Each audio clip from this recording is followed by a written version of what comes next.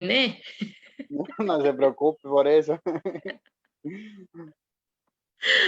Como lo vamos a transmitir en Facebook, entonces Ok, ocupamos. va. ¿Lo me avisa, Flor, cuando ya estemos en vivo?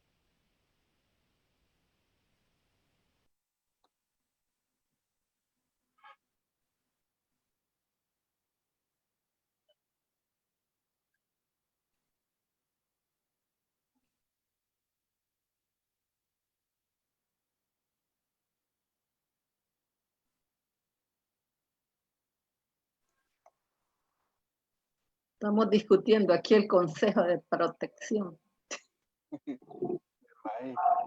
Ay, no, Dina, qué paciencia la suya. Estamos peleando.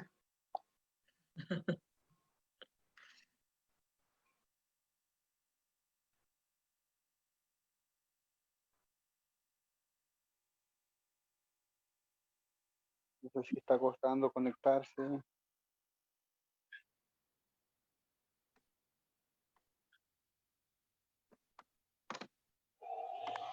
Bien. Tengan todos y todas muy buenas tardes a los que nos están escuchando y nos están viendo. De parte de la Asociación Joven Honduras y de la Plataforma Nacional de Adolescentes y Jóvenes por los Derechos Sexuales y Reproductivos, le damos la bienvenida a lo que es esta segunda semana de conferencia que lleva por nombre Educación Sexual Integral, una apuesta política como respuesta a lo que es la crisis de este COVID-19. Y hoy, el tema de hoy es, tenemos la temática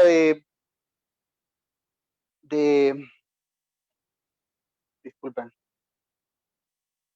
Bueno, tenemos la temática hoy de la libertad de expresión y lo que es el acceso a la información pública durante el COVID-19. Nos la presentará lo que es la abogada y defensora de derechos humanos Kenia Oliva y la licenciada en periodismo y defensora de derechos humanos Dina Mesa. Estaremos tocando el tema de lo que es la libertad de expresión y acceso a la información pública durante este COVID-19 y lo estará presentando y moderando lo que es la compañera Sharon Valladares, miembro de la Escuela de Formación de Go Joven Honduras, la cual tiene como objetivo empoderar lo que son estos jóvenes en estas temáticas y darle más espacio para lo que es la juventud hondureña a participar y saber más de lo que son estos espacios. Los dejo con la compañera Sharon. Sharon. Bienvenidos a todos y todas a este ciclo de conferencias. Es un placer pues tener a dos grandes expertas en esta temática sabemos que ha sido un tema que ha imperado mucho en la sociedad hondureña durante todos estos meses que llevamos tanto en confinamiento como también aquellas personas, bueno, más que todos los medios de comunicación que se han encargado de dar a conocer toda la situación y cómo el gobierno también ha manejado esta pandemia. Sabemos que es una de las primeras veces que Honduras como tal y el gobierno de la República se enfrenta a esta situación y la libertad de expresión es un derecho en cuarentena, ¿verdad? Sabemos de que los periodistas y también los medios de comunicación, ya sea digitales y también tradicionales, han hecho una ardua labor para poder llevar toda esta información al pueblo hondureño. Y es importante para que toda la población pues se entere de que también cómo están utilizando los fondos, ¿verdad? Y también cómo se ha hecho el manejo también de todas aquellas donaciones que se han recibido por parte de la cooperación internacional y también de cómo han sido también algunos medios de comunicación censurados porque han dado a conocer pues ya sea un mal manejo o un buen manejo de estos fondos. Así que nuevamente doy la bienvenida a nuestras expertas, la abogada Kenia y también a la licenciada Dina Mesa. Para iniciar, pues nos gustaría saber, abogada Kenia, ¿cómo valora el cumplimiento de los principios de la máxima divulgación y transparencia activa por parte del Estado durante el manejo de la pandemia del COVID-19? Hola, muy buenas tardes a todas y todos. Bueno, decirles que las organizaciones y los defensores de derechos humanos estamos muy preocupados por el grave retroceso que ha habido en materia de libertad libertad de expresión y acceso a la información. O sea, todo ese principio de máxima divulgación, digamos, a los que están obligados los estados, ya se venía violentando desde antes de la pandemia. Digamos, Honduras no es un estado que se caracterice justamente por el cumplimiento de este principio. Pese a que digamos que efectivamente ha habido una evolución sobre el tema de acceso a la información y ha habido una evolución sobre el tema de libertad de expresión, puesto que tenemos una ley sobre el acceso a la información, tenemos una institución que verifica o que vela para que efectivamente la ley se cumpla, entre comillas, ya vamos a hablar por qué, pero que también tenemos una ley del 2016, que es la ley de secretos que le llamamos, pero que es una ley de clasificación de información. Entonces, como les digo, Honduras es un estado que se caracteriza justamente, justamente por no cumplir con este principio y que se vio mucho más evidenciado en el marco de la pandemia, puesto que toda la institucionalidad del Estado que estaba obligada a divulgar sobre el proceso de compra, sobre los procesos de licitación, sobre los procesos de adjudicación de dinero en los presupuestos de cada Secretaría de Estado, que la ley obliga a que cada Secretaría de Estado haga la publicación de esos fondos. Esa obligación que tenían todas las secretarías de Estado bajo el decreto 21/2020, donde a las secretarías de Estado les suspenden los términos, las manda en cuarentena, también se van en cuarentena los oficiales de acceso a la información de estas secretarías, y es así entonces que la ciudadanía se queda sin acceso a la información.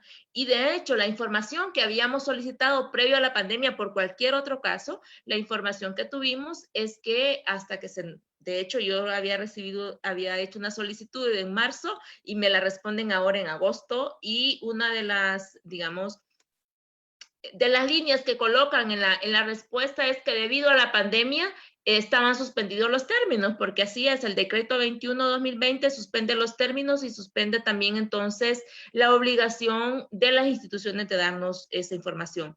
En las situaciones de emergencia, digamos, que el Estado está exento de seguir todos los procesos de licitación, así lo dice la ley efectivamente. Digamos que los procesos de compras pueden ser un poco menos rigurosos que un Estado normal, eso ocurre aquí en todas partes del mundo. Lo que sí no puede dejar de hacer el Estado es de informar en qué se invirtió y en qué se hizo y por qué razones decidieron comprar a tal o cual proveedor, que eso no pasó. O sea, lo vimos desde el principio, por ejemplo, con la compra del Hospital Móvil en La Lima, lo difícil que fue tener información, y luego cuando se tuvo la información, inclusive el Estado empezó a amenazar a quienes se habían divulgado la información. ¿Ven? Entonces, lo que ha habido es un grave retroceso en materia de acceso a la información, y que el principio de máxima divulgación nunca se ha cumplido y ahora menos. Muchísimas gracias. Bueno, sabemos que la crisis al país realmente no llegó con el coronavirus, como usted lo mencionó, sino que vino a incrementar toda esta parte, y también sabemos que la rendición de cuentas es fundamental también para mitigar el virus de la desinformación en las comunidades. Ahorita, licenciada Mesa, me gustaría saber, ¿usted considera que se está cumpliendo la ley de transparencia y acceso a la información pública por parte de los órganos estatales durante esta pandemia de COVID-19? Bueno, muchas gracias por la oportunidad, les agradecemos por darnos este espacio. De hecho, no se está cumpliendo. Los portales de transparencia están prácticamente de adorno. Por eso es que estas acciones ciudadanas de dónde está el dinero, porque no escuchan, porque no encuentran información. Entonces, eso se está difundiendo en todo el país, a pesar de que están deteniendo gente y criminalizando todo el proceso. Por eso es que la gente ha salido a las calles, porque cuando los medios y todo calla, las paredes hablan, como dice el dicho, ¿no? Entonces, no se está cumpliendo la ley. Incluso nosotros que trabajamos con redes de periodistas a nivel de 9 regiones, nos han comentado que el preguntar cómo se está utilizando el dinero que se le está entregando a las alcaldías es una amenaza a la integridad de ellos. Incluso tienen seguimientos en Facebook y en las redes sociales y les dicen en sus chats, en sus privados, en sus comunicaciones privadas de Facebook, que tengan cuidado de cómo están abordando los temas. Entonces, esto significa que el Estado va con todo, el gobierno de Juan Orlando va con todo, en el sentido de callar las voces, por un lado, que son todas estas protestas de dónde está el dinero, que de hecho en Santa Ana hicieron acciones misóginas contra las jóvenes mujeres, les dijeron que las iban a calentar los policías, estas perras las vamos a calentar, o sea, utilizando epítetos contra las mujeres. Y eso ahí está. Ahorita que estamos en un consejo de protección, estamos abordando todos los temas. Y entonces, para callar esta demanda ciudadana de todo el pisto que se están robando, de todo el dinero que nos han dejado sin nada, y por eso hay un montón de enfermos que no son atendidos, entonces por eso es que están utilizando los cuerpos de seguridad, que son los sabuesos que tienen para callar las voces disidentes en la calle. Y por otro lado, los periodistas y las periodistas, que somos las que canalizamos la información públicamente para la sociedad, entonces estamos siendo diezmados para que no demos este tipo de información. De ahí que se violentan convenios internacionales y tal como decía la abogada Kenia, es toda una afrenta a ese derecho que tenemos, el derecho de información que tiene toda una sociedad, porque de ahí puede tomar decisiones. Entonces, básicamente esta ley no está funcionando, los portales son adornos que tenemos. Anteriormente estaba sucediendo casi lo mismo, pero con la pandemia esto es increíble cómo son de... no se esconden, pues.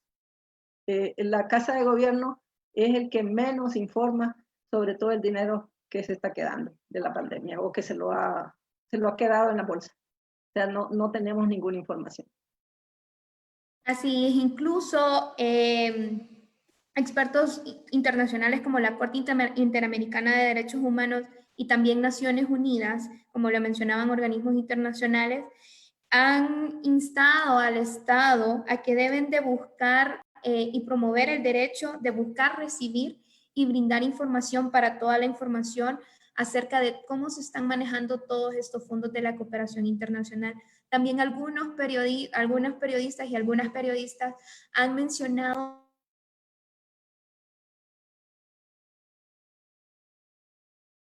es también, hablar de la pandemia es suponer un riesgo a la vida, ya que muchos de ellos también han sufrido intimidaciones, como lo mencionaba la licenciada Mesa.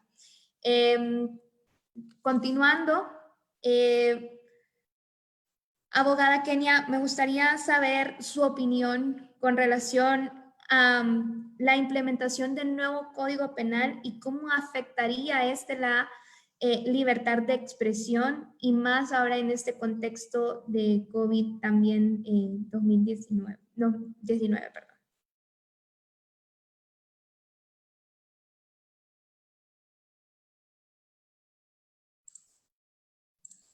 Abogada, ¿puede encender su micrófono? Disculpe. Ay, sí, perdón. Sí, no se preocupe.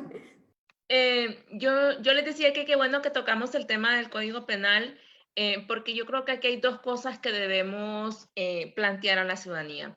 Uno es que la Constitución de la República ya establece que cuando Honduras está en un estado de emergencia, no pueden entrar en vigencia otras leyes o la tipificación de unos delitos distintos a los que estaban antes del estado de emergencia.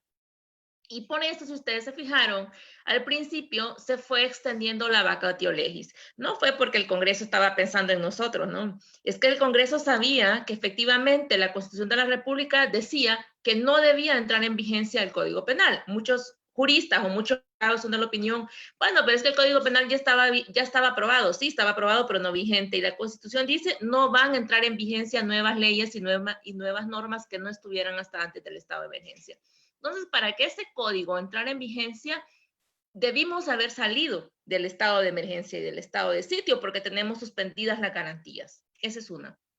Y la otra es que sin ánimo de entrar en controversias políticas partidarias, decirles que la reunión extraordinaria del Congreso Nacional es también legítima porque la Constitución de la República también lo permite y que esa reunión extraordinaria 2 días antes, lastimosamente, de que entrara en vigencia el Código Penal o que el Congreso había anunciado esa vigencia del Código, abrogaron el Código. Es decir, esa legislatura o esa legislatura donde se dice que se debe abrogar el código debió haber sido respetada. Debió haber sido respetada y debió entonces el Diario Oficial, la Gaceta, publicar esa abrogación, porque habían 2 razones constitucionales para hacerlo. Una es que no debía entrar en vigencia por el estado de emergencia y 2, porque había una legislatura que lo había abrogado. Bueno, esa es una. ¿Por qué? Porque el nuevo Código Penal y la prisa porque entrar en vigencia el nuevo Código Penal es justamente porque el nuevo Código Penal nos deja sin posibilidades siquiera de poder criticar al gobierno. O sea, es un atentado a la libertad de expresión, efectivamente, el nuevo Código Penal. Es un atentado al acceso a la información y es un atentado contra toda forma de protesta. O sea, el nuevo Código Penal lo que viene es, y ya lo han dicho muchos, favorecer a los corruptos, porque así es, bajaron las penas para aquellos delitos de corrupción, narcotráfico y todos aquellos delitos en los que están acostumbrados los que están en el gobierno a cometer.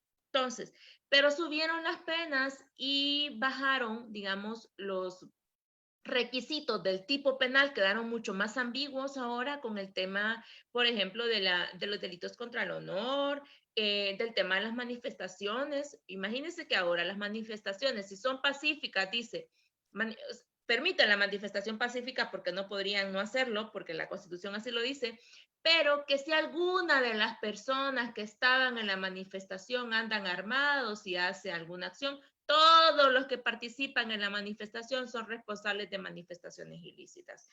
Y uno de los principios del derecho penal es que cada quien responde por sus actos. Y es la responsabilidad penal es súper personal. Entonces, con esta nueva figura del Código Penal, se están echando a la borda, digamos, ese principio internacional y constitucional del derecho penal, ¿verdad? La responsabilidad personal. Y también, por aquí tenían ustedes unas diapositivas donde yo había colocado, digamos, todo el amenaza a la libertad de expresión, el nuevo Código Penal con los delitos contra el honor. Si bien es cierto, hay una, digamos, como una rebaja de penas, el asunto aquí con los delitos contra el honor es que habla inclusive del tema de lo que hacemos, ¿no? De publicar en Facebook una información que a nosotros nos parece importante y quien replique esa información también va a ser responsable, digamos, aunque su intención no sea el de dañar la imagen o el honor, que es el principio constitucional. Entonces ahí va a haber una responsabilidad penal. Pero también habla de los desórdenes públicos, digamos que dejan muy abierto todo lo que para ellos son desórdenes públicos y lo pena con una prisión de 1 a 3 años, las reuniones y manifestaciones, como les decía, si cualquiera de las personas que estén ahí, y ahí vamos con el tema de los infiltrados, ¿verdad? O sea, cualquier persona puede llegar a la manifestación armada, aunque no sea parte de la manifestación, hacer, digamos, alguna acción y todos los que estemos en esa manifestación vamos a ser responsables. También el nuevo código habla de quien transmita una información que se considere información de seguridad del Estado. Y ahí vamos otra vez al tema de la ley de secretos, ¿no? Entonces, digamos, si un periodista, por ejemplo, una persona particular, difunde una información que para ese periodista es importante, pero si el Estado considera que es un tema de seguridad, porque ese es el asunto, pues, que la ley de secretos no define qué es seguridad del Estado, ni qué es secreto, ni qué es confidencial, no lo define, sino que queda a criterio de cada institución. Entonces, como el Código Penal ahora va a sancionar a quien difunda esta información secreta, confidencial, por temas de seguridad, que como les digo, no está definido en la ley, también va a ser sancionado. Entonces, esa era la prisa que entrara en vigencia el nuevo Código Penal porque no quiere el gobierno que se le critique. De hecho, si ustedes se fijan, por ejemplo, la página del COVID, Transparencia COVID, creo que así se llama. está bajo el mando de la Secretaría de Relaciones Públicas de Casa Presidencial. ¿Por qué? Si para eso tenemos un Instituto de Acceso a la Información, que ahí donde están, en esa plataforma Cielo, es donde están colgadas todas las plataformas, digamos. Pero además de esta página de Transparencia COVID, nos quieren, que creo que entró en vigencia a partir de mayo, nos quieren decir, bueno, aquí estamos dando la información, ¿verdad? Y si ustedes entran, le dan clic, van a ver, por ejemplo, lo que han gastado en hospitales, en modificar, ¿cómo se llama? Cuando uno modifica o construye en su nuevo. O sea, ajá, de los hospitales, pero ustedes ven la cantidad, pero no pueden saber si, no sabemos si efectivamente se construyó eso en ese hospital, luego no sabemos cuáles son los criterios para los precios. O sea, hay muchas cosas que preguntarnos, digamos, en esa página. Lo que hay es una serie de gráficas, y una de las recomendaciones que la Comisión Interamericana le ha hecho al Estado de Honduras es que la información, además, o sea, tener acceso a la información significa que todos los ciudadanos podamos entender lo que ahí dice. O sea, que cualquier persona que entre a la página diga, bueno, sí, llegaron 500 mascarillas al hospital escuela y cada mascarilla costaba, qué sé yo, 20 lempiras, y si eso lo multiplicamos por 500, entonces es esto, ¿no? Esa información así de detallada debería de estar en los portales, pero así de detallada debería estar en esa página donde está todo lo que han hecho con el tema del COVID. Entonces, como les decía a un principio, una es que la entrada en vigencia de este Código Penal, pues, a saber cuánto vamos a estar con procesos penales, porque una de las cosas que también es que hay que tener cuidado en todo lo que han ido haciendo, ¿verdad? Porque es el Código Penal, es la reforma a la ley del Tribunal Superior de Cuentas para ellos no ser enjuiciados, pero también han reformado el Código Procesal Penal, donde antes decía, bueno, para que un juez me dé auto de prisión a mí tiene que tener indicios racionales que efectivamente yo he cometido el delito y participado. Ahora dice, no, con la mínima actividad probatoria, casi que dice que con la sospecha me van a dar un auto de prisión. Y luego dice cuáles son los delitos en los cuales no me van a dar medidas. Entonces, lo que quiere el Estado, uno, es encerrarnos. Ya nos encerraron con la cuarentena durante 5 meses. Como vieron que estábamos encerrados y encerradas, pero no callados, o sea, la gente empezó entonces a inventarse nuevas formas de denunciar a través de estas plataformas y incluso de manifestarnos, ¿no? A través de estas plataformas. Entonces el Estado dice, bueno, entonces con la nueva entrada en vigencia del nuevo Código Penal tampoco vamos a poder hacer este tema de las plataformas digitales porque también nos van a sancionar por ahí. Entonces por ahí quiero decirles que cuando los defensores y defensoras de derechos humanos decimos, bueno, estamos en dictadura, no nos referimos solamente a porque hay una persona en la presidencia que tiene 2 periodos ahí, nos referimos es porque realmente todo el Estado de Derecho, todo el Estado democrático lo han mandado al traste con la aprobación de todas estas normas, pero también con todas estas reformas que han hecho y algunas cosas, por ejemplo, mediante decretos ejecutivos. O sea, que sí es orden del presidente, por ejemplo, de que se cerraran todos los portales de transparencia de todas las instituciones mediante este decreto 21-2020, y luego con el decreto donde se crea la página COVID ustedes no van a hablar nada de lo que está pasando con el asunto del COVID, con el presupuesto del COVID, porque lo maneja presidencial. Eso lo manejan a través de esa página Transparencia COVID.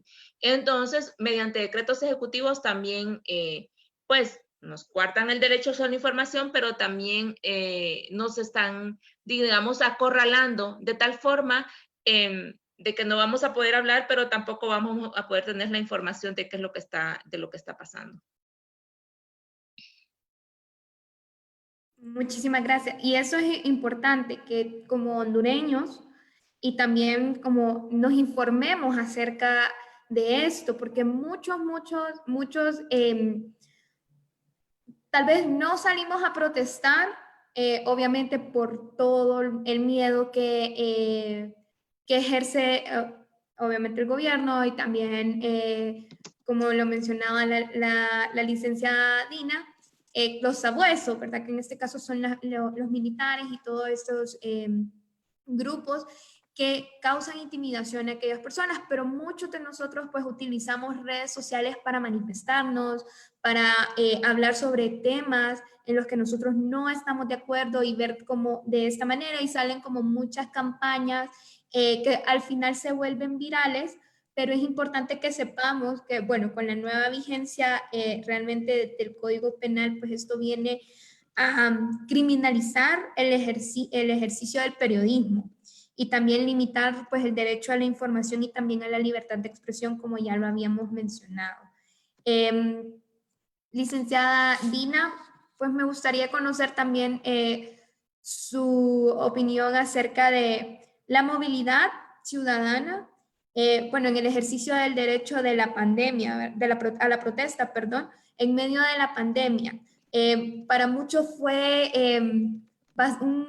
una actividad bastante, ¿cómo decirlo así?, bastante bonita, y también llamar a la conciencia la última actividad que se realizó en el puente que está frente a la Universidad Nacional Autónoma de Honduras, en el que se colocaba la frase ¿dónde está el dinero? Honduras lo exige.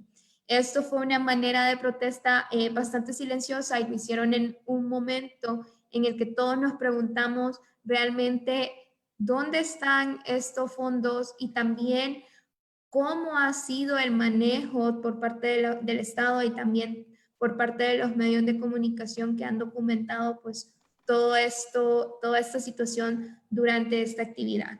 Entonces nos gustaría saber cómo podemos, como ciudadanos, ¿verdad? Si está bien que podamos manifestarnos, obviamente, y cómo también han limitado el derecho, ¿verdad?, a la libertad de expresión durante estas protestas. Sí, es que como estamos ante un Estado autoritario que ha venido a lo largo del tiempo menoscabando los derechos humanos de la población, el derecho a expresarse libremente es uno de los más atacados, justamente porque como quieren mantener en reserva o escondido todas las actuaciones, y entonces utilizan todo el poder. Claro, están utilizando la ley de secretos oficiales para limitarlo, el acceso a la información, están utilizando la represión, las amenazas y todo esto. Entonces, pero yo pienso que la ciudadanía debemos de ser también, me parece que es mucha creatividad esto de dónde está el dinero, y por eso es que ha captado bastante la atención y nos hemos sumado muchos de nosotros a preguntar eso. Claro, ya el Partido Nacional ya sacó su contra, explicando dónde está el dinero. Las Fuerzas Armadas hoy estaban hablando de todos esos 4.000 millones que les dieron y dónde está ese dinero para el agro. Entonces, hay todo un movimiento que me parece que los tiene arrinconados. Cuando uno se siente arrinconado, utiliza todas las armas necesarias, ¿no? O sea, en el caso del Estado, estoy hablando, está utilizando a los sabuesos, que son los cuerpos de seguridad del Estado, está utilizando la intervención telefónica a partir de los software que ha comprado al Reino Unido, a Italia, en el pasado, el más reciente, el Reino Unido en el 2017, para vigilar defensores y personas disidentes. Y entonces, pero que la ciudadanía no, me parece que cuando dejamos que nos enclaustren el pensamiento, estamos dando todo lo nuestro. O sea, si no nos expresamos, quedamos enclaustrados, quedamos encerrados.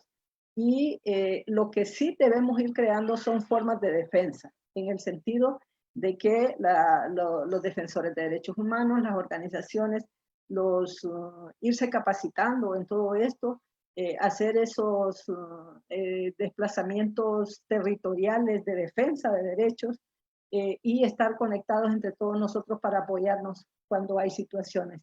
Pero no dejarnos amedrentar por eso. Sabemos que las armas el presupuesto de seguridad es súper alto justamente para contener a toda la sociedad, pero que como sociedad somos más que ese grupillo de delincuentes que están pretendiendo menoscabar nuestros derechos, como es el derecho a la libertad de expresión y acceso a la información. Bueno, precisamente la pregunta o la siguiente pregunta iba encaminada a también a qué recomendaciones tiene para la ciudadanía sobre este tema, ¿verdad? Sobre cómo podemos manifestarnos y cómo también podemos defender nuestro derecho a la libertad de expresión, ya que al menos 23 periodistas han denunciado ataques en su contra, ¿verdad? Desde que inició la emergencia y desde que inició esta pandemia, o sea, con el robo de información, con el bloqueo de sus cuentas, porque sabemos que son ellos los que llevan la información de primera mano, pero nosotros también como ciudadanos somos aquellas personas que replicamos esta información, que logramos que se haga viral, logramos que todo el mundo la pueda conocer. Y es importante que vayamos también concientizando a las comunidades acerca del tema de derechos humanos, que ellos sepan que realmente pueden y deben y tienen el derecho de expresar sus ideas y no y también conocer acerca de cómo lo podemos hacer también sin que nuestra vida se vaya a ser violentada o se vaya a ser también intimidada por parte del Estado. Y lo bonito de todo esto es que antes podían esconder las cosas. Ahora con las redes sociales es bien difícil hacerlo. Para ellos, por eso es que están nerviosos, digo yo, enojados, porque todo este movimiento ciudadano no necesita ser una persona periodista para escribir, sino que expresarse. Entonces, el ir canalizando esa información para que la posicionemos y que se conozcan todas las arbitrariedades es una situación muy importante. Ahora, ¿cómo protegernos? Hay formas ahí.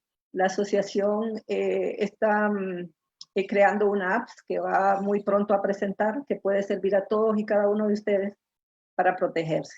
Entonces les vamos a estar invitando para ello. Esto significa que hay que ir siendo bastante proactivos en el sentido de irnos apropiando de herramientas. Hay un montón de páginas, de organizaciones muy serias donde podemos proteger nuestras comunicaciones porque están siendo vigiladas. Sucedió con las compañeras de Santana que sabían exactamente a qué hora iban a estar colocando el rótulo de dónde está el dinero. Los vigilaron, les dieron seguimiento y las capturaron. Entonces, todo estaba siendo seguido. ¿Cómo nos están vigilando? A través de esos programas que están comprando con nuestro propio dinero. Entonces, tenemos que irnos capacitando, por eso es que hay que conectarnos, porque entre somos más, tenemos más formas de defensa. Y también vamos compartiendo los conocimientos. Las juventudes tienen muchísimos que pueden compartir con nosotros, tienen un montón de recursos y nosotros podemos compartir algunos que tenemos también. Perfecto, muchísimas gracias. Bueno, abogada, esa pregunta va para usted también. Bueno, ¿existe un mayor riesgo a las mujeres que ejercen el periodismo y también comunicadores sociales durante la crisis sanitaria? Hablando del tema de la libertad de expresión y también cómo se ven afectadas sus garantías, ¿verdad? Porque hay muchos que aunque el gobierno haya dado libre circulación, disculpen, el gobierno haya dado libre circulación para los medios de comunicación, sí han habido algunas suspensiones de garantía, y en su mayoría a aquellos periodistas o a aquellas comunicadoras que lo ejercen de manera totalmente independiente. Bueno, alguien decía la vez pasada que en los momentos de crisis es cuando los grupos vulnerables se vuelven mucho más vulnerables, ¿no? Y estamos en un momento de crisis donde las mujeres siempre hemos sido vulnerables en este país, donde las mujeres periodistas han sido mucho más vulnerables que los periodistas hombres, y que definitivamente los comunicadores independientes o las comunicadoras independientes se ven, digamos, en una situación de mayor vulnerabilidad al no contar con estos salvoconductos, que me parece increíble de que digamos, para poder ejercer la libertad de expresión, un derecho constitucional o el derecho a al acceso a la información, tengan que tener un salvoconducto. Yo creo que con la identificación de que somos comunicadores, de que somos periodistas, debería de bastar. ¿Y por qué digo? Porque es que aunque hayan unas normas, digamos, que prohíban la libre circulación, hay un derecho constitucional que es de interés general, es decir, si un periodista va a recabar información, esa información no solo es el derecho de la periodista la que está vulnerada, sino que es el derecho de decenas o tal vez de cientos de personas que van a recibir la información que esa periodista iba a obtener en ese momento. Entonces, por eso es que, digamos, la vulneración de derechos se vuelve mucho más grave porque cuando se trata de comunicadores o se trata de periodistas, no es su derecho nada más el violentado, sino que es el de personas particulares. Yo quiero decirles que la Comisión Interamericana también y la Alianza Regional por el Derecho al Acceso a la Información han hecho algunos informes y algunas recomendaciones al Estado sobre este tema de acceso a la información y libertad de expresión. Inclusive se han referido al contenido, al nuevo Código Penal, cómo esto va a venir a vulnerar estos derechos. Es importante decir que, bueno, que aunque el Estado, digamos, esté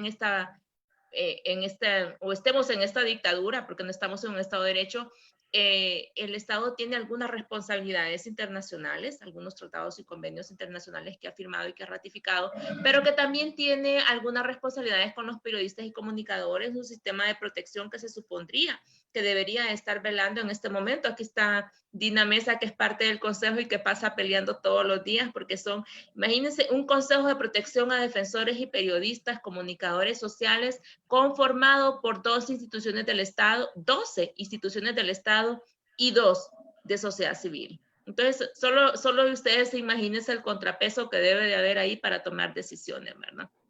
Entonces, pero esto el Estado lo ha hecho para cumplir una responsabilidad internacional. ¿Qué quiero decir con esto? Que obliguemos al Estado que cumpla con esas responsabilidades internacionales, pero también decirle a la ciudadanía y sobre todo a las juventudes que a mí no me dejan de sorprender, digamos, los jóvenes y las jóvenes en este momento, cómo se han inventado o reinventado las formas de poder protestar, las formas de poder denunciar, las formas de poderse informar también y de poder decir lo que pasa, digamos, en mi época, en que no hace mucho, digamos, era mucho más difícil poder tener acceso, digamos, a diferentes medios o poder denunciar, o éramos, digamos, un poco más temerosos. Yo creo que nos han pisoteado tanto, nos han violentado tanto, que hemos perdido el miedo. Y a mí me sorprende que los jóvenes y la mayoría de los jóvenes que andan en el movimiento social,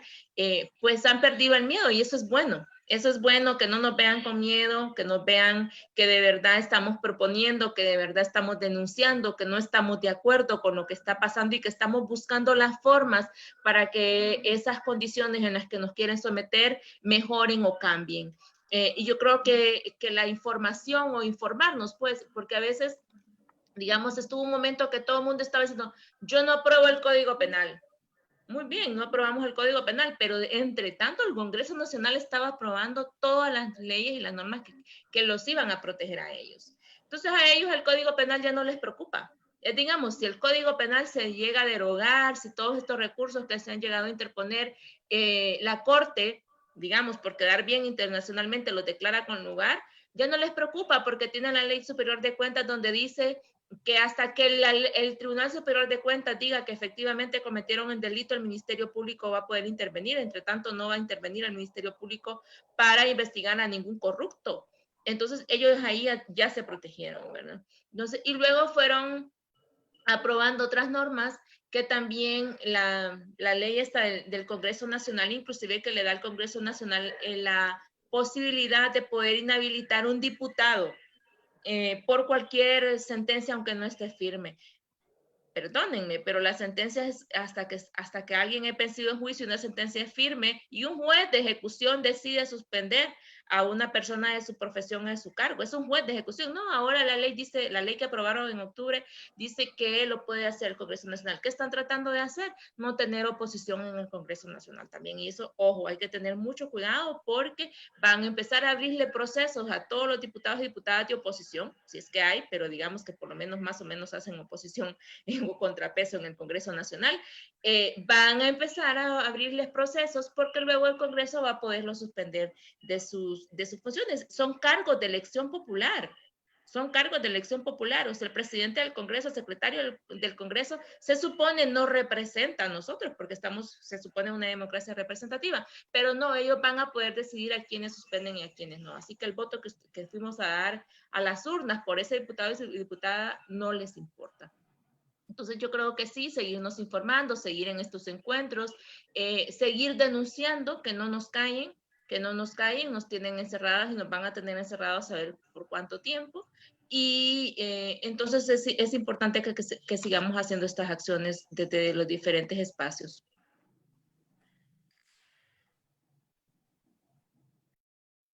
Muchísimas gracias, abogada. Tengo una pregunta y es, si yo como ciudadano sufro o estoy sufriendo una violación a mi derecho de libertad de expresión, ¿dónde me puedo abocar o cuál es el proceso a seguir para yo poder denunciar esta situación? No sé si me ayuda, abogada, con eso. Bueno, se supone que todavía el Ministerio Público, voy a encender la cámara, se supone que todavía el Ministerio Público existe, aunque está en cuarentena también. Entonces, pues hay una fiscalía de turno que por lo menos yo digo que para registrar y documentar y que en algún momento esa denuncia nos pueda servir, el Comisionado Nacional de los Derechos Humanos también, es una institución, entiendo que el comisionado está dando, digamos, medianamente respuestas, y también hay organizaciones de derechos humanos, por ejemplo, con el tema de libertad de expresión, está ahora mismo Sopodeo, que la coordina DINAME, está el Comité por la Libre Expresión, hay organizaciones de derechos humanos que están registrando todas estas situaciones, y mucha gente pues dice, bueno, pues no pasa nada, las organizaciones se quedan con la información. Yo quiero decirles que sí pasa algo, que sí es importante que denuncien, sí es importante registrar las denuncias, porque en algún momento pasa algo, tal vez no pasa, digamos, lo que nosotros quisiéramos, pues que fuera preso el policía que me detuvo, o que fuera preso el funcionario que no me permitió acceder a una conferencia de prensa que había, porque entiendo que ahora no, en estas conferencias de prensa que hace SINAGER y todas estas instituciones no permiten a ciertos medios. Es importante que lo registremos porque eso puede ayudar a cambiar. Puede ayudar a cambiar, digamos, la normativa, pero también puede llegar a cambiar los estándares, digamos, que el Estado tome en cuenta para legislar. Yo sí digo que la denuncia es importante. Miren, yo viví el golpe de Estado así, jovencita como usted, Charo, y mucha gente decía, pero ¿para qué vamos a denunciar lo que nos pasó? Y sí quiero decirles que sí funciona. Digamos, ahora mismo hay un mecanismo de protección a defensores y defensoras de derechos humanos que en aquel momento no lo habían, que por lo menos registramos, que al menos disuade la persecución que nos puede tener, o que por lo menos podemos responsabilizar al Estado de lo que le pasa a los periodistas, a los comunicadores, a los defensores, ¿no? Porque existen esos mecanismos. Y todos estos mecanismos se han ido logrando a través de ir registrando las situaciones, de ir registrando lo que pasa, y que al final se logran, digamos, cosas que efectivamente estamos en un estado de dictadura que llevamos ya 7 años más o menos donde no hemos podido ver avances, pero que digamos que la esperanza que tenemos todos los que estamos aquí es que vamos a pasar de esta, vamos a salir de esta y vamos a fortalecer las instituciones que deberían de acompañar y vigilar. Por ejemplo, el Ministerio Público, se supone que la función del Ministerio Público es representar a la sociedad. Así empezó. Y fue una lucha en los 80. Dina debe saber mejor que yo. En los 80, 90, y fue un logro que hicieron los defensores y defensores de derechos humanos en los 80. Tener una institución que representara a la sociedad en que aquel momento empezar a investigar la desaparición forzada, las detenciones de los presos políticos. Ese fue un logro. Y entonces esa institución ha caído, pero que tampoco podemos las nuevas generaciones permitirnos, porque costó vidas también, permitirnos pues que desaparezcan. Yo creo que lo que debemos de hacer es que aquello que le costó vida, que le costó torturas y detenciones a los defensores, digamos, de esa época, nosotros la recuperemos. Y yo sí quisiera como hacer un llamado a eso, a que recuperemos la institucionalidad, que recuperemos el Estado de Derecho, y que solo lo vamos a recuperar si denunciamos y hacemos que ese Estado de Derecho realmente funcione. Yo les digo a algunos colegas, no nos vamos a cansar de presentar recursos en la Corte, no nos vamos a cansar de ir a la Corte a reclamar a través de amparos, porque eso tiene que funcionar. El Poder Judicial tiene que funcionar tal como lo dice la Constitución de la República, y eso lo vamos a hacer ejerciendo nuestras acciones. Así es. Muchísimas gracias. Y es importante que conozcamos, ¿verdad? Que denunciemos pues todas estas acciones. Sabemos que, bueno, como lo he mencionado anteriormente, nosotros somos parte de los replicadores de toda esta información y de todo el acceso también a la información, y somos nosotros quienes tenemos que luchar porque se ejerza este derecho a la libertad de expresión.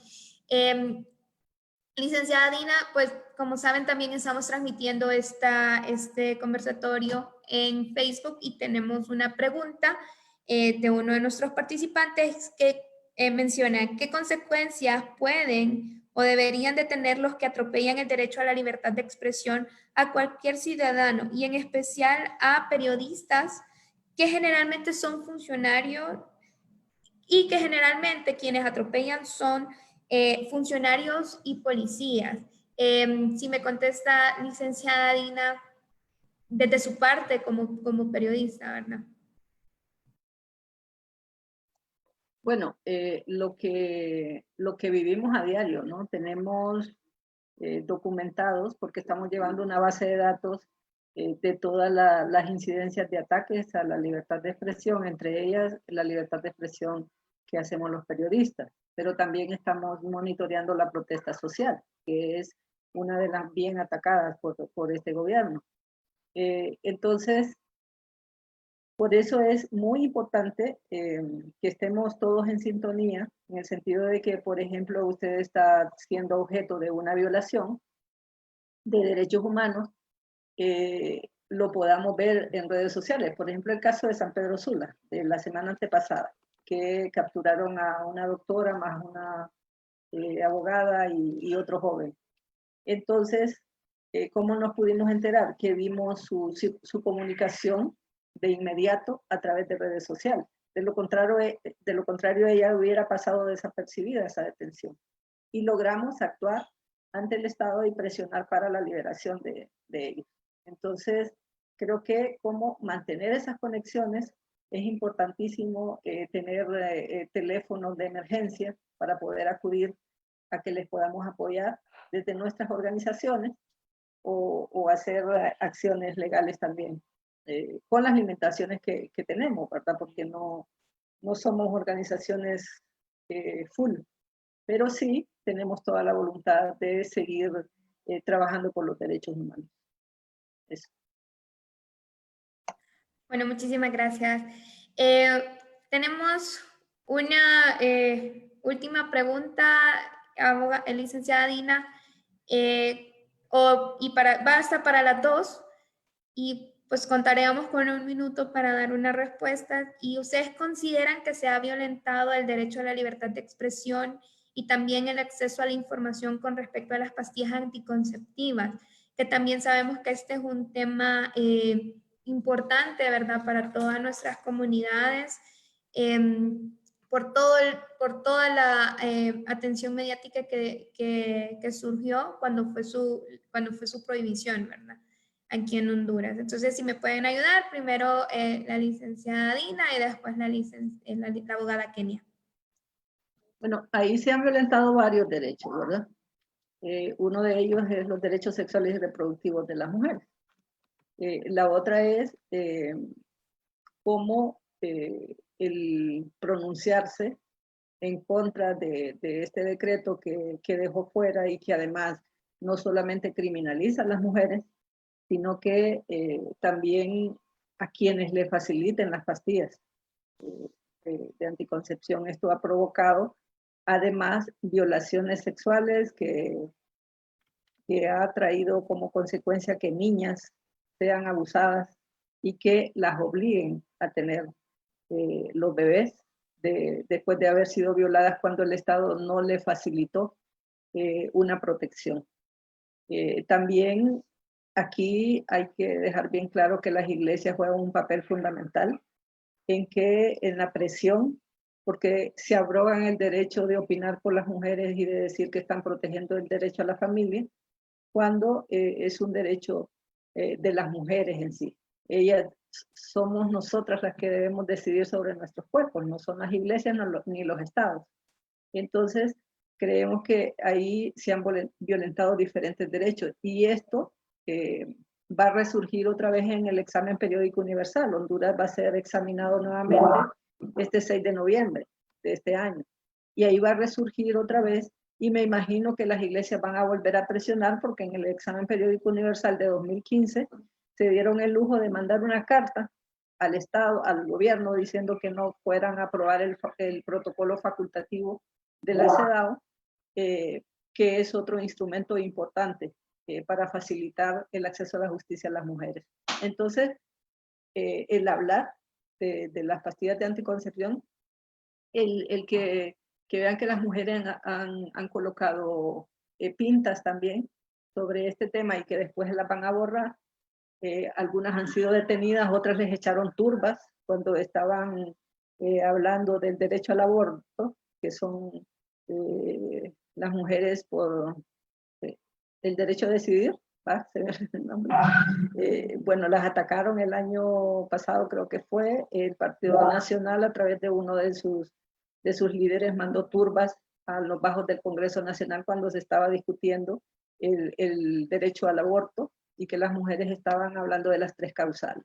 Entonces, hay toda una serie de violaciones que, como estamos en un sistema patriarcal y además está también en la mentalidad de los operadores de la justicia, violentar el derecho de las mujeres, de esa forma están accionando en sus denuncias, cómo han metido a varias mujeres a la cárcel, acusándolas de que abortaron o que no sé qué, y las han mantenido ahí, las estigmatizan también, es toda una posicional. Provida, esta organización, sus mensajes son macabros con respecto a las mujeres. Entonces, es todos esos derechos que están contemplados en convenciones internacionales de protección a los derechos de las mujeres que se están violentando.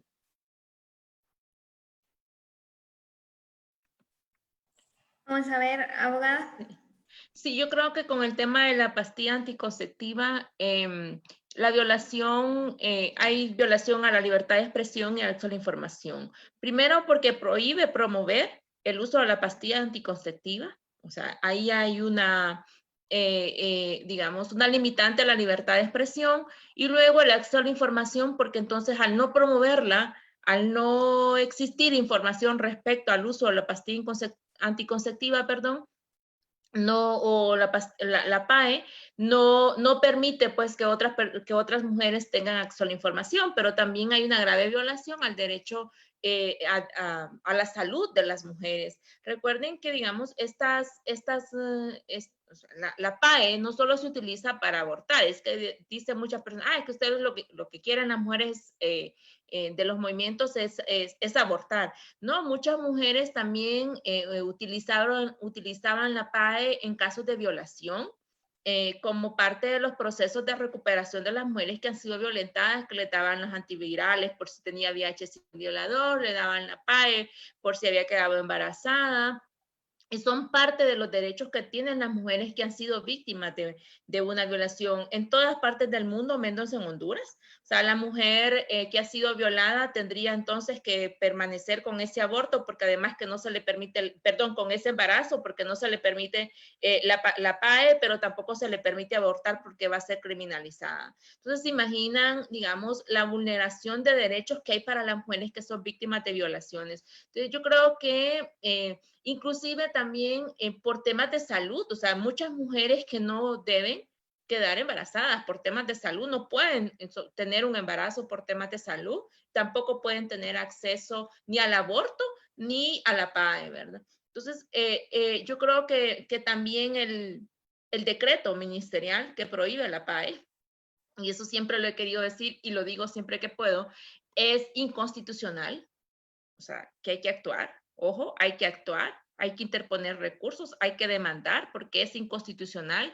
Hay mujeres que lo han necesitado por cuestiones de violación, de salud. Esas mujeres perfectamente se pueden amparar en un derecho constitucional de decir, ojo, yo sí necesito la PAE y por supuesto que como es una pastilla que se debe tomar con cierto tiempo y que la Corte no va a resolver en ese tiempo, ¿no? Digamos, para lo que se busca, pero que sí puede abrir el camino para que otras mujeres puedan tener acceso a ella sin ninguna restricción. Yo creo que hay que ir abriendo la puerta. Alguna colega me decía, sí, ¿de qué sirve que una mujer interponga un amparo?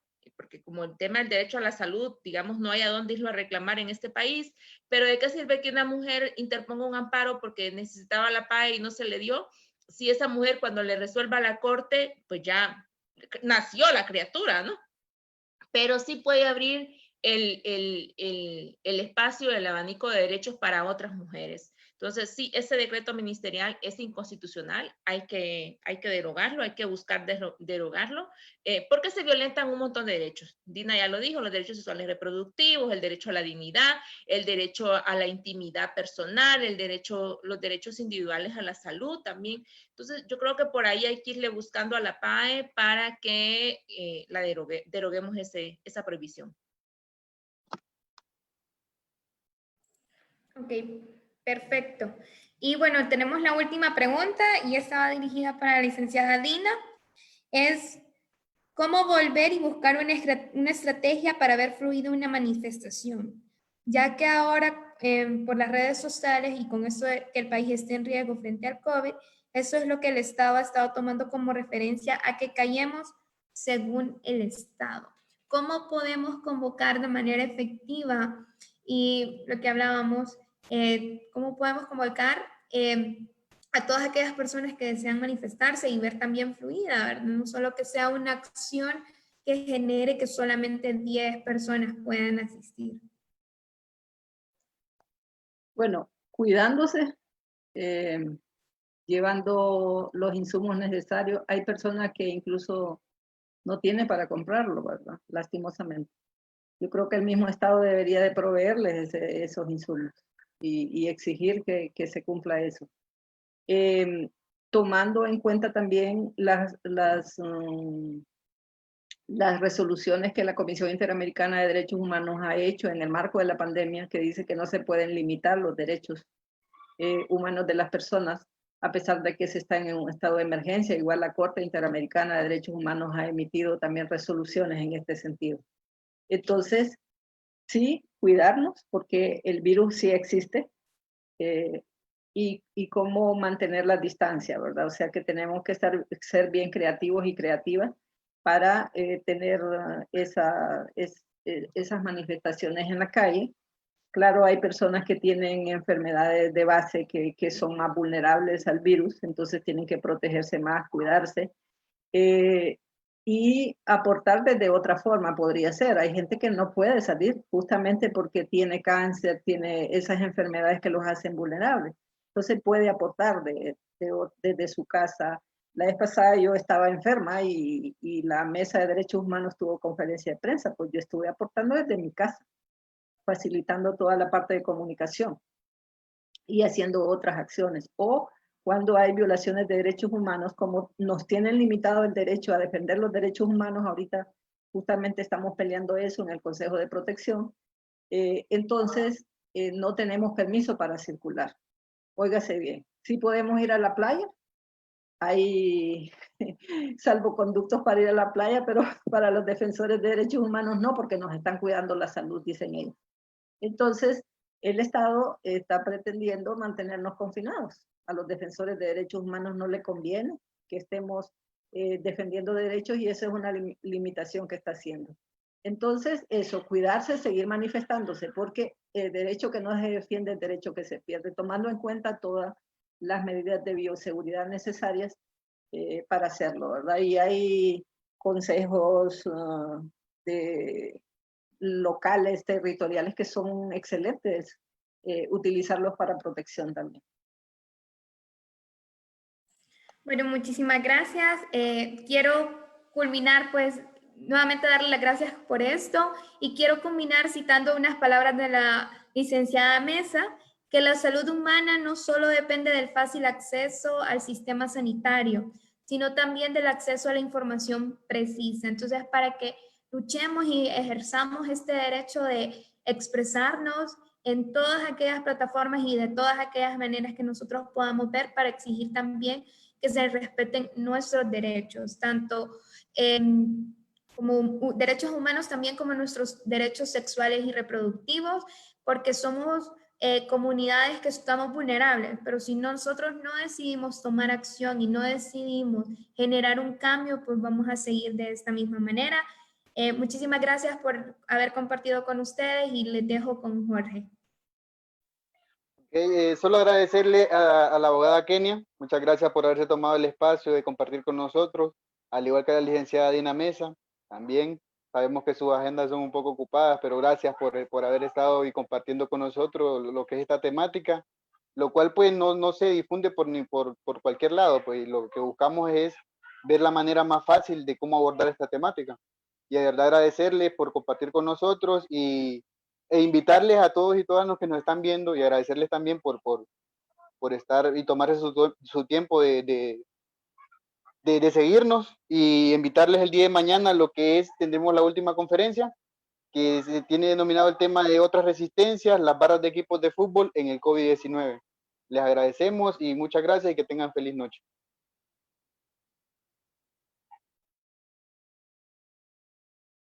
Muchas gracias. Feliz tarde.